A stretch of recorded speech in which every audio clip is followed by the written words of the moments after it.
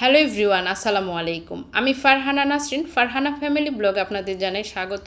আজকের পর্বে আমি হাজির হলাম কিভাবে মসুর ডাল দিয়ে ডিম রান্না করতে হয় সেই রেসিপি নিয়ে।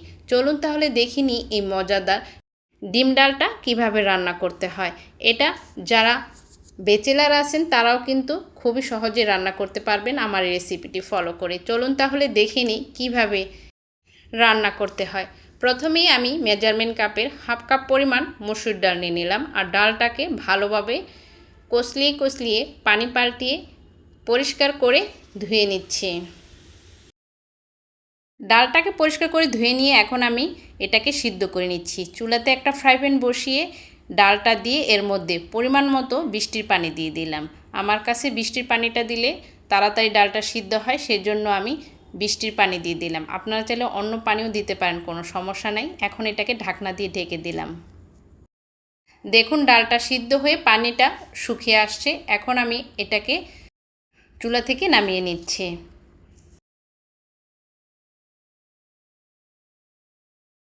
ডিম ডাল রান্না করার জন্য আমি ডিমটাকে হালকাভাবে ভেজে নিচ্ছি। প্রথমে পরিমাণ মতো সরিষার তেল আর সামান্য পরিমাণ লবণ আর হাফ চা চামচ পরিমাণ হলুদ গুঁড়া দিয়ে দিলাম, দিয়ে ডিমগুলাকে দিয়ে দিলাম। এখন এটাকে মিডিয়াম আঁচে নেড়ে চেড়ে ডিমগুলাকে আমি ভেজে নিচ্ছি।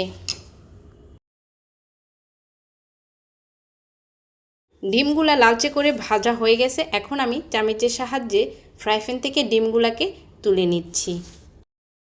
এখন ডিম ডাল রান্না করার জন্য একটি ফ্রাই প্যানে পরিমাণ মতো সরিষার তেল দিয়ে দিলাম আর তেলটাকে এভাবে হ্যান্ডেল ধরে একটু সরিয়ে নিচ্ছি। আর এর মধ্যে 1 টেবিল চামচ পরিমাণ জিরা আর 2টা শুকনো মরিচ আর একটা তেজপাতা দিয়ে হালকাভাবে এটাকে ভেজে নিচ্ছি যতক্ষণ না পর্যন্ত জিরা থেকে একটা সুঘ্রাণ বের হয়। জিরা থেকে দারুণ একটা সুঘ্রাণ চলে আসছে। এখন আমি এর মধ্যে 1 মুঠ পরিমাণ কুচানো পেঁয়াজ দিয়ে দিচ্ছি, দিয়ে এটাকে নেড়ে চেড়ে ব্রাউন কালার করে ভেজে নিচ্ছি। পেঁয়াজটা ভেজে নেওয়ার পর এর মধ্যে 1 চা চামচ পরিমাণ রসুন বাটা আর 1 চা চামচ পরিমাণ আদা বাটা দিয়ে এটাকে নেড়ে চেড়ে যতক্ষণ না পর্যন্ত আদা রসুনের গন্ধ চলে যাচ্ছে এটাকে ভেজে নিচ্ছি। আদা রসুনটা ভেজে নেওয়ার পর এর মধ্যে পরিমাণ মতো পানি দিয়ে দিলাম। এখন এটাকে নেড়ে চেড়ে এর মধ্যে 1 চা চামচ পরিমাণ হলুদ গুঁড়া আর 1 চা চামচ পরিমাণ মরিচের গুঁড়া আর স্বাদ মতো লবণ দিয়ে দিলাম, দিয়ে এটাকে ভালোভাবে নেড়ে চেড়ে আমি আবারও পানি দিয়ে এটাকে কষিয়ে নিচ্ছি।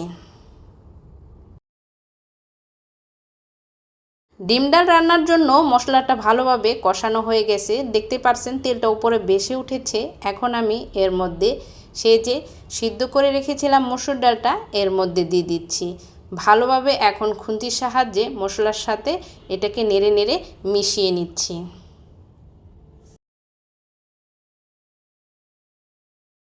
মসুর ডালটাকে ভালোভাবে নেড়ে চেড়ে মিনিট 2 মতো আমি ডালটাকে মশলার সাথে কষিয়ে নিচ্ছি। আর এটা অবশ্যই চুলার পাশে দাঁড়িয়ে থাকতে হবে, নইলে কিন্তু ডালটা ফ্রাই প্যানের সাথে লেগে যেতে পারে, এতে করে ডালটা পোড়া লেগে যেতে পারে। দেখুন ডালটা কষানো হওয়ার পর এখন আমি ভেজে রাখা ডিমগুলা এর মধ্যে দিয়ে আবারও ভালোভাবে ডালের সাথে ডিমটা নেড়ে চেড়ে কষিয়ে নিচ্ছি। এখন আমি এর মধ্যে মেজারমেন্ট কাপের 1 কাপ পরিমাণ গরম পানি দিয়ে দিচ্ছি, দিয়ে এটাকে মিনিট 5 আমি রান্না করে নিচ্ছি। স্কিনে দেখে নিশ্চয়ই বুঝতে পারছেন ডালের ঘনত্বটা কীরকম হয়েছে। আপনারা যদি আরেকটু পাতলা খেতে চান তাহলে এখানে আরেকটু পানি অ্যাড করে দিতে পারেন, কোনো সমস্যা নাই।